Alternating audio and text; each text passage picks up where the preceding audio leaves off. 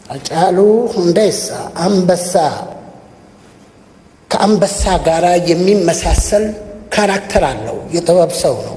እውነተኛ የመድረክ ሰው ነው።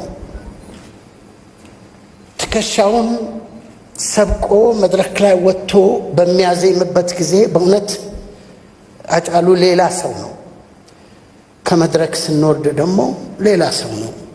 የመጀመሪያ ትውውቃችን የሚጀምረው አሜሪካን ሀገር ነው።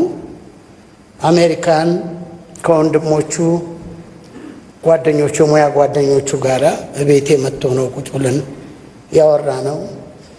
በጣም ታናሼ ነው፣ ግን እጅግ ግጥሞቼን የሚያደንቅ የኔን አርአያ መከተል የሚፈልግ ልጅ ነበር። እግዚአብሔር ከሁላችንም ላይ ነው ሃጫሉን የነጠቀው።